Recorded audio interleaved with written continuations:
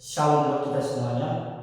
Perkenalkan, nama saya Marco Iman Purnama Parang, Prodi Teologi semester 5 Grup B IAKN Tarutung. Di sini saya akan membawakan khotbah dengan konsep kontekstual untuk memenuhi tugas homiletika dasar. Sebelum kita mendengarkan firman Tuhan, kita bersatu di dalam doa. Segala puji dan syukur kami panjatkan hanya kepada-Mu ya Tuhan, di mana segala kasih dan berkatan Tuhan yang selalu kami rasakan dalam kehidupan kami, sehingga kami boleh merasakan kesehatan dan kekuatan untuk menjalani kehidupan kami. Sehingga pada saat ini kami akan mendengarkan firman Tuhan. Kiranya Engkaulah berfirman di tengah-tengah kami, agar kami dapat memahami dan belajar mengenai firman Tuhan. Berfirman Engkau hanya di dalam nama Tuhan Yesus Kristus kami berdoa ucap syukur. Amin. Shalom buat kita semuanya. Firman Tuhan yang menyapa kita pada saat ini tertulis di dalam surat Yakobus, yang itu pada pasal yang pertama ayat 12 sampai 15. Saya akan membacakan buat kita semuanya. Berbahagialah orang yang tahan dalam pencobaan, sebab apabila ia sudah tahan uji, ia akan menerima mahkota kehidupan yang dijanjikan Allah kepada barang siapa yang mengasihi Dia. Apabila seorang dicobai, janganlah ia berkata, pencobaan ini datang dari Allah, sebab Allah tidak dapat dicobai oleh yang jahat, dan Ia sendiri tidak mencobai siapapun. Tetapi tiap-tiap orang dicobai oleh keinginannya sendiri, karena ia diseret dan dipikat olehnya. Dan apabila keinginan itu telah dibuai, ia melahirkan dosa. Dan apabila dosa itu sudah matang, ia melahirkan maut. Yang menjadi judul renungan kita pada pagi hari ini, yang itu bertahan dalam pencobaan mendapat mahkota kehidupan. Hidup kita sebagai manusia tidak pernah lepas dari yang namanya pencobaan dan tantangan. Sebagai orang percaya, kita dihadapkan pada situasi yang menguji iman kita. Pencobaan datang dalam bentuk kesulitan ekonomi, masalah keluarga, tekanan dalam pekerjaan, mendapat penyakit, atau godaan untuk menyimpang dari kebenaran firman Tuhan. Bahkan pencobaan seringkali datang di saat-saat kita merasa paling lemah, membuat kita bertanya-tanya, apakah kita mampu melewati semua itu? Semua itu bisa melelahkan kita jika kita tidak memiliki dasar iman yang kuat. Dalam momen-momen sulit seperti itu, kita dihadapkan pada pilihan menyerah atau bertahan, dengan percaya bahwa Tuhan sanggup memimpin kita melewati badai kehidupan. Renungan ini mengajak kita untuk merenungkan 3 hal penting. Yang pertama, bagaimana kita bertahan dalam pencobaan dengan kekuatan dari Tuhan. Yang kedua, bagaimana kita memahami bahwa ada maksud ilahi di balik setiap ujian yang kita hadapi. Yang ketiga, bagaimana mahkota kehidupan menjadi janji mulia yang menanti mereka yang setia hingga akhir. Bertahan dalam pencobaan bukanlah sesuatu yang berjalan sendiri. Tuhan selalu menyertai dan memberi kekuatan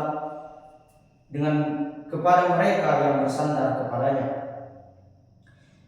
Sebuah ilustrasi tentang seorang atlet yang mengikuti perlombaan maraton, di mana di jalur pegunungan yang indah namun penuh dengan tantangan.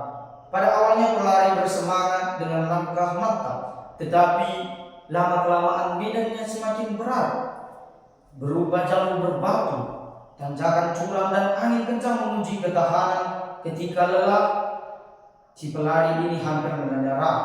Sorakan penonton dan seorang pelatih yang berkata, kamu bisa, fokus pada tujuanmu. Memberi kekuatan baru dan pelari tersebut mengingat alasan untuk melalui perlombaan dan hadiah di garis akhir, terus berlari hingga mencapai garis tersebut, di mana lelahnya digantikan oleh sukacita yang besar. Demikian juga kita adalah pelari dalam pencobaan iman. Tuhan sebagai pelatih yang penuh kasih berjalan bersama kita, memberi kekuatan dan penyegaran melalui firman-Nya dan Roh Kudus. Mahkota kehidupan kekal menanti di garis akhir bagi kita yang bertahan. Mari terus berlari dengan mata tertuju kepada Tuhan, karena hadiahnya melampaui segala perjuangan. Yang menjadi pertanyaan bagi kita, bagaimana kita dapat memahami dan menghadapi pencobaan pencobaan agar tetap setia kepada Tuhan? Bagaimana cara kita mengatasi pencobaan agar kita tidak jatuh ke dalam dosa? Untuk menjawab berbagai pertanyaan ini, marilah kita perhatikan beberapa prinsip yang diajarkan di dalam Yakobus 1 ayat 12 sampai 15 ini. Ada 3 hal utama yang perlu kita pahami tentang pencobaan dan tanggung jawab kita sebagai orang percaya. Yang pertama, yang menjadi garis besar yang pertama, janji bagi mereka yang bertahan di dalam pencobaan. Dapat kita lihat pada ayat yang ke-12. Dari garis besar ini saya mengambil 3 poin kecil. Yang pertama, berbahagialah orang yang bertahan. Yakobus memulai dengan pernyataan yang penuh makna. Berbahagialah orang yang bertahan di dalam pencobaan.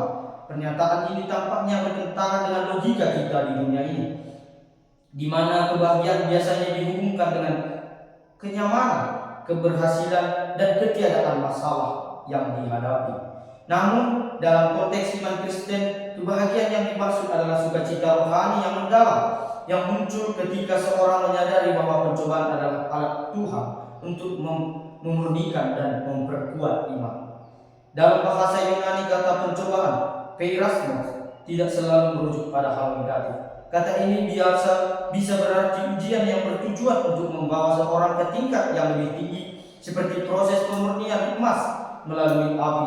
Dengan demikian, setiap pencobaan yang kita alami bukanlah bentuk hukuman, melainkan kesempatan untuk bertumbuh lebih kuat di dalam iman.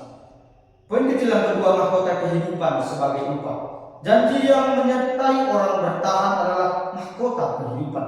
Di dalam budaya Yunani Romawi, mahkota diberikan kepada pemenang perlombaan sebagai simbol kemenangan dan kehormatan. Namun mahkota yang dijanjikan Allah jauh lebih mulia. Mahkota kehidupan adalah sumber dari kehidupan orang kekal yang penuh sukacita, damai, dan bersama dengan Tuhan. Mahkota ini bukanlah hadiah yang diperoleh melalui usaha kita semata, melainkan anugerah yang diberikan oleh Tuhan. Hal ini menunjukkan bahwa fokus utama dalam kehidupan orang percaya bukanlah keberhasilan duniawi, melainkan hubungan yang intim dengan Tuhan dengan tujuan yang kekal. Dan yang selanjutnya, poin kecil yang ketiga, konteks kasih kepada Tuhan. Motivasi untuk bertahan dalam pencobaan adalah kasih kepada Tuhan.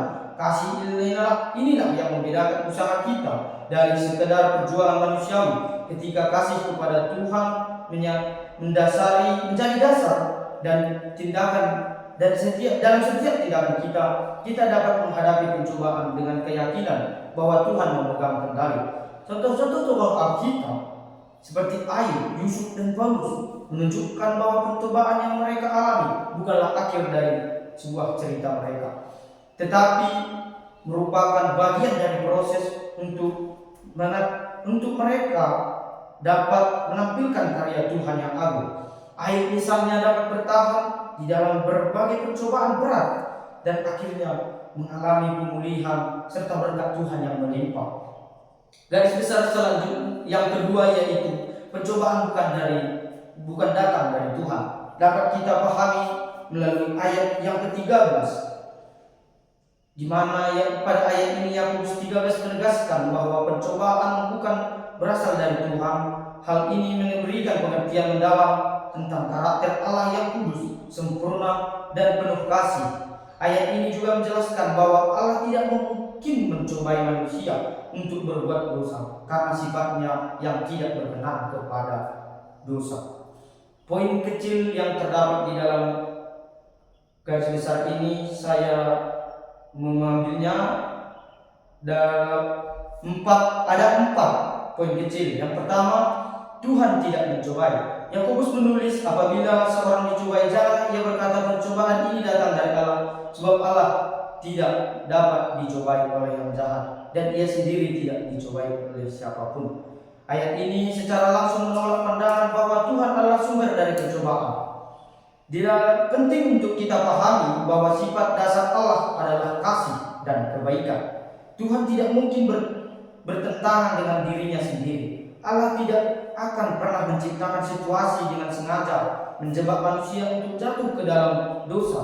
Sebaliknya, ia memanggil umatnya untuk bertahan dalam kebenaran, memberi hikmat, kekuatan, dan pertolongan dalam menghadapi segala tantangan hidup. Poin kecil yang kedua yaitu kesalahpahaman tentang pencobaan. Kesalahpahaman sering muncul ketika orang percaya melihat pencobaan sebagai bentuk hukuman dari Tuhan atau bukti bahwa Tuhan tidak peduli. Misalnya, ketika kita menghadapi kesulitan besar, seorang mungkin berkata, "Mengapa Tuhan membuat hidupku begitu sulit? Apakah Dia sedang menghukum saya?"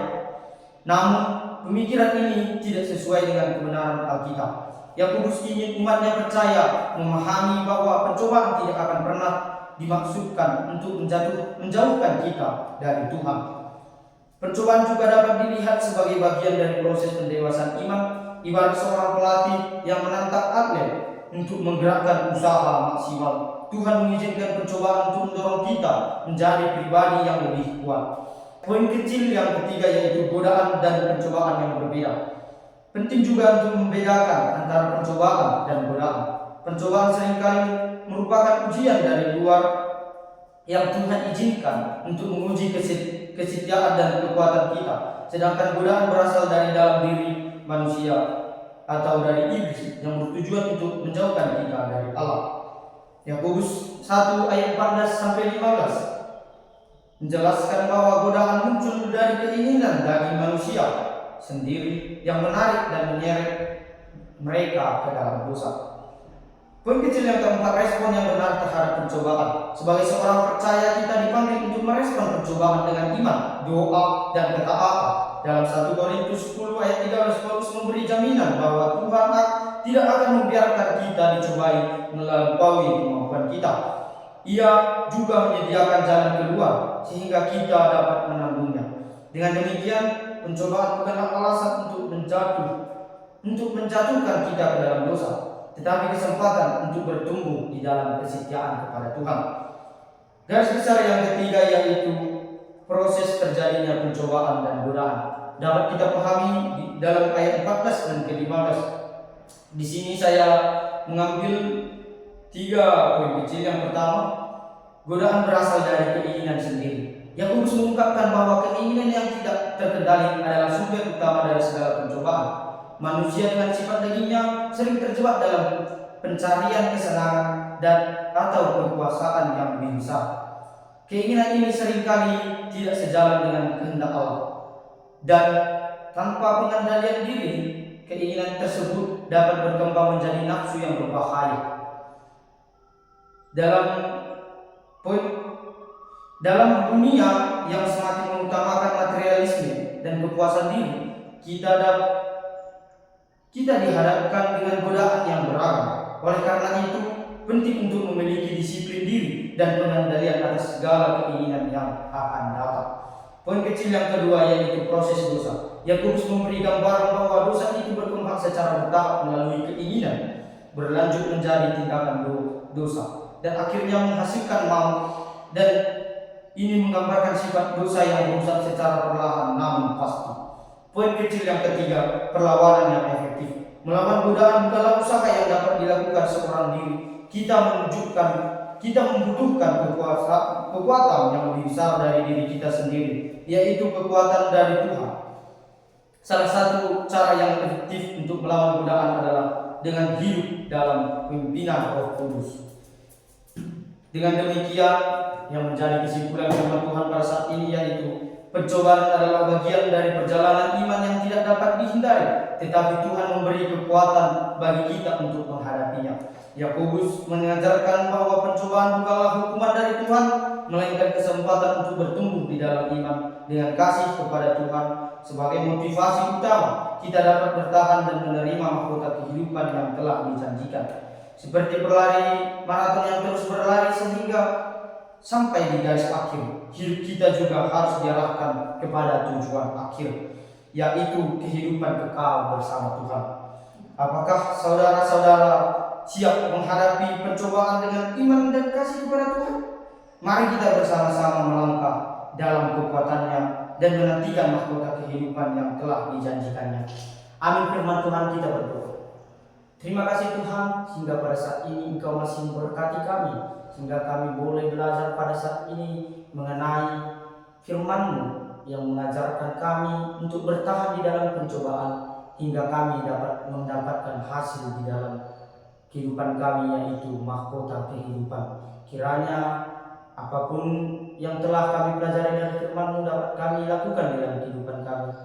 Kiranya kami semakin menjadi anak-anak yang selalu taat kepada Allah. Terimalah doa kami hanya di dalam anak-Mu Tuhan Yesus Kristus kami berdoa dan ucap syukur. Amin.